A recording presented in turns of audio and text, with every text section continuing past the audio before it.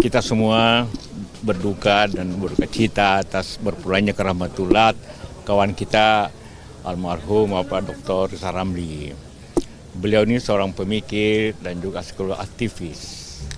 Jadi aktivis artinya dia mengambil upaya dari berdasarkan pikiran-pikirannya dan dia konsekuen selama puluhan tahun itu.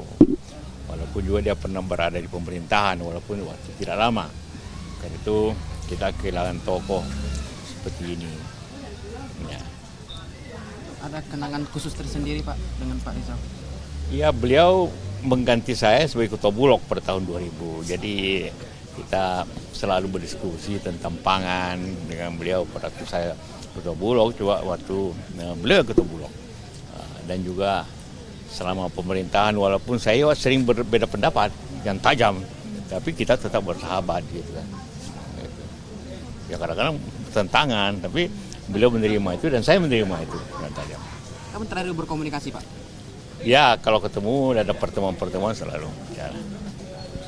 Ya, innalillahi wa inna ilaihi raji'un. Saya turut berduka cita yang mendalam kepada sahabat kita Bung Rizal Ramli. Saya kenal baik, berteman baik. Bahkan saya beberapa kali ke sini kita diskusi, bahkan beberapa kali juga tempat saya. Kadang-kadang kita beda pandangan tajam, tapi persahabatan jalan terus. Ya. Beda posisi, ya sekali lagi persahabatan jalan terus. Dan dulu awal-awal PAN berdiri, beliau ini aktif, ya, walaupun tidak terdaftar dalam akte pendirian, tapi waktu itu aktif sekali untuk mendirikan yang namanya Partai Amanat Nasional itu. Jadi sekali lagi saya baik sebagai pribadi juga sebagai Menteri Perdagangan juga sebagai Ketua Umum PAN mengucapkan duka cita mendalam. Doa kita insyaallah husnul khotimah, diberi kekuatan, kesabaran, ketabahan kepada keluarga yang ditinggalkan. Saya kira begitu ya. Terima kasih. Sama-sama hadir ke sini untuk menjadi saksi bahwa almarhum ini orang baik dan mudah-mudahan Allah memberikan tempat yang sebaik-baiknya untuk almarhum. Bagi generasi penerus, saya yakin ya banyak sekali jasa beliau yang pikirannya, tenaganya terus dicurahkan untuk bangsa dan negara. Maka itu dapat dijadikan teladan bagi kita semua, termasuk generasi mendatang. Jadi tidak banyak orang seperti beliau ini yang dimanapun dia posisinya, ya kan, dalam pemerintahan atau di luar, berpikirannya terus kritis untuk perbaikan. Nah ini yang kita perlukan sekarang, karena kita udah 25 tahun reformasi, menuju 20 tahun Indonesia emas, pertengahan abad 21 yang penuh gejolak seperti dulu pertengahan abad 20 penuh gejolak, ada perang dunia ketiga.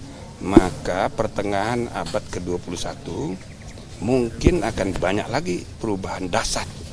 Maka sekarang ini butuh orang seperti ini dengan komitmen perbaikan, meneruskan yang sudah, tapi ya komitmen untuk perbaikan itu keniscayaan, karena reformasi kita udah 25 tahun. Pertama, saya sebagai kawan baik Pak Rizal, kami berteman lama sekali.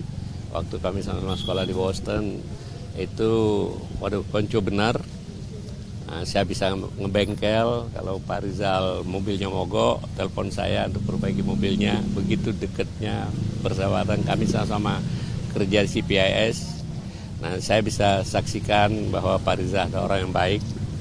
Beliau telah meninggalkan legasi yang banyak untuk negeri ini, dan kita bangsa ini merasa kehilangan dengan berpulangnya Pak Rizal. Kita doakan semoga Pak Rizal almarhum husnul khotimah, diterima segala amal ibadahnya, dan dapat kembali ke hadirat Allah dalam keadaan damai. Itu barangkali kesan dan pesan saya terhadap Pak Rizal. akhir-akhir ini Pak Rizal nggak kedengaran, rupanya beliau sakit. Sehingga ada kawan saya mengatakan, kemana Pak Rizal kok pernah kedengaran? Rupanya beliau sakit dan baru tahu tadi malam beliau telah berpulang ke rahmatullah. Tapi keluarga sudah memastikan belum sih pemakamannya itu akan benar besok atau ada info lain, Pak? Katanya begitu, karena ada nunggu putranya yang dalam perjalanan. Ini yang mewakili keluarga mungkin bisa cerita, ya. Saya tidak bisa mengatakan, ya, tetapi Pak, rencana apa perjuangan Pak Rizal yang mungkin Bapak melanjutkan sebagai teman gitu? sebagai teman tentu Pak Rizal itu orang yang cukup unik. Ya. Beliau adalah man of his principle. Kalau orang mengatakan Pak Rizal oposan sejak mahasiswa, ya, kemudian on and off dalam pemerintah, tapi sikap beliau konsisten, mengekspresikan pandangan-pandangan yang kadang-kadang saya banyak berbedaan dengan beliau, tetapi sebagai teman kita tidak pernah putus silaturahmi. Ya. Beliau suka telepon saya telepon beliau, saya ketemu dan lain-lain. Intinya adalah apa yang beliau Pak Rizal sampaikan diperlukan oleh bangsa ini, dan kita mengharapkan ada Rizal Ramli muda yang punya prinsip yang sama seperti Pak Rizal. Dan sebagai warga negara, sebagai salah satu putra bangsa terbaik, beliau telah meninggalkan legasi yang baik kepada bangsa ini. Pak, ini kehilangan besar bagi bangsa Indonesia, Pak. Tentu ya, seperti saya kemukakan tadi, peran Pak Rizal yang begitu unik, ya kan, dan beliau mengekspresikan pandangan apa yang dianggap benar, walaupun mungkin banyak orang yang tidak sepakat dengan beliau. Tetapi beliau selalu tidak segan-segan mengekspresikan pandangannya, apa yang beliau anggap baik untuk bangsa ini. Makasih ya. Kita doakan semoga Pak Rizal husnul khotimah. Makasih. Bismillahirrahmanirrahim. Innalillahi wa inna ilaihi rajiun. Kita kehilangan seorang tokoh bangsa, seorang aktivis sejati yang memperjuangkan pemikiran ekonomi yang berpihak kepada rakyat. Saya sangat kehilangan, dan seluruh rakyat Indonesia juga akan tentunya kehilangan sosok beliau. Beliau berjuang dari pemikiran yang visioner, kadang-kadang juga pemikiran beliau ini berbeda dengan mainstream. Jadi selalu menimbulkan diskursus yang menarik, tapi niatnya tulus ikhlas untuk bangsa Indonesia. Kami sama-sama di Asprindo, di Asosiasi Pengusaha Pribumi Indonesia, memperjuangkan bagaimana pengusaha-pengusaha nasional ini bisa mengambil peran yang lebih besar dalam pembangunan Indonesia, khususnya untuk mencapai Indonesia Emas 2045. Kita doakan beliau husnul khotimah dan keluarga yang ditinggalkan mendapatkan kekuatan, mendapatkan juga ketabahan. Saya cek tadi keluarga bahwa akan dimakamkan besok pukul 11, menunggu putri tercintanya mendarat dari New York karena memang berkarir di luar negeri. Mohon teman-teman mendoakan Pak Rizal Ramli. Ya, di Jeruk Perut. Saya terakhir kali bicara sama beliau itu per WA pertengahan tahun.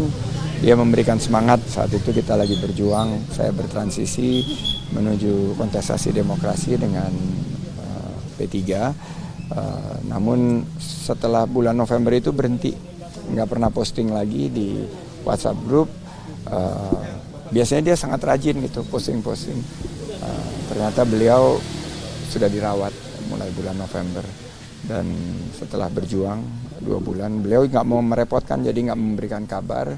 Jadi kita juga sepertinya memang beliau tidak ingin ditengok gitu, dan tidak ingin merepotkan banyak orang. Saya salut sama pendirian dan komitmen beliau untuk Indonesia dan Merah Putih. Ada pesan khusus di bidang ekonomi nggak sih? Selalu dia bilang bahwa kepentingan nasional, Undang-Undang Dasar Negara Republik Indonesia tahun 45 pasal 33 itu yang selalu dia ingatkan kepada saya. Jadi waktu saya berjuang saat di 2017 Dia mengingatkan bagaimana nanti reklamasi itu harus memberikan dampak yang positif bagi rakyat kecil, dan juga waktu di 2019 saat dia menjadi penasihat utama Prabowo Sandi dalam bidang ekonomi. Terima kasih.